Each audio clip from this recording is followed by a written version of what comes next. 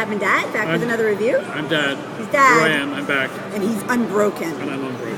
What's Unbroken about? Unbroken is about, it's a true story, I think.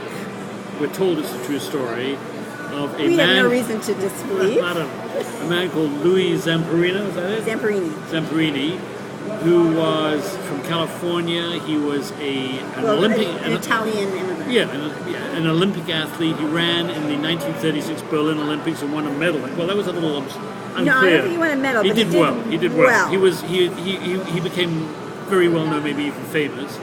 And then during the Second World War, he was a bombardier in the U.S. Air Force, and he was on a plane that crashed into the Pacific Ocean. And he and two others, one of whom died, were in a rubber raft for 47 days, I think. And then they were captured by the Japanese. He was interned in the Japanese prisoner of war camp for unclear 2 to 3 years, where he was savagely treated. And throughout it all, he showed fortitude, perseverance, and he was unbroken. He died this year. Yes, recently.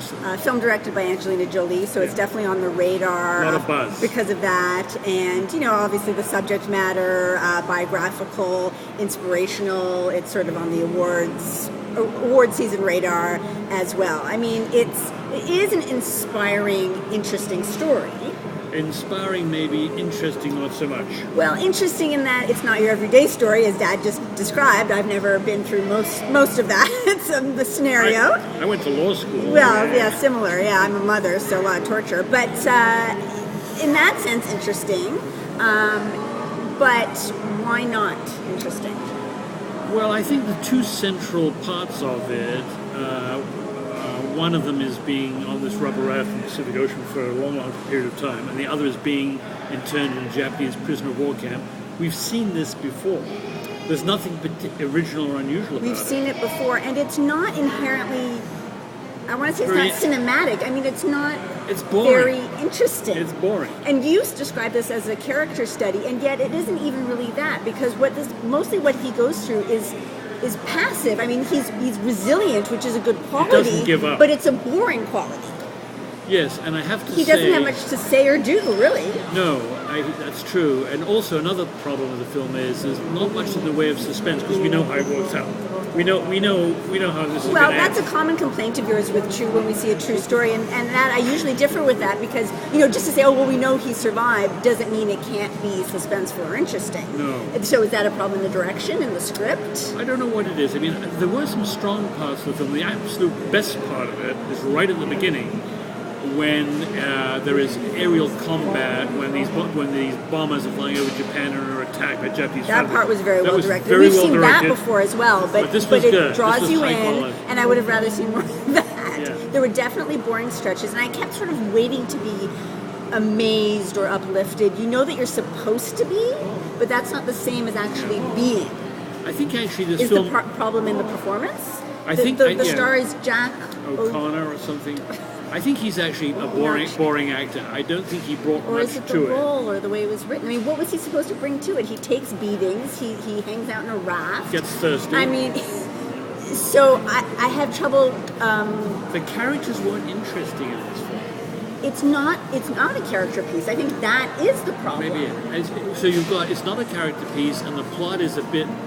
Although it's a true story, the plot is a bit hackneyed. We've seen it before. So what is it to engage your interest? It was the direction, Angelina Jolie's, I think, premiere.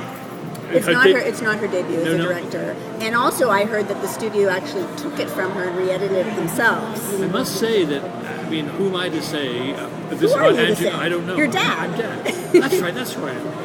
I thought on several points in the film, this is kind of a bit amateur.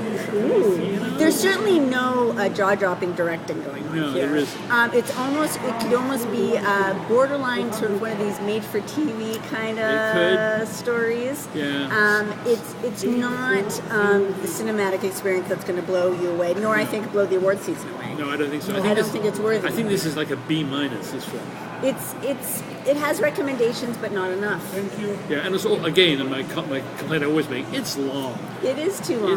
There's long. The raft. There's the camp. There's the camp. Much there's too the camp. drawn there's out. The raft. And one sort of low glow literally leads to another. It doesn't have enough of a It doesn't of an ebb and flow variety of torture like the. So I think the answer is, folks, you know what?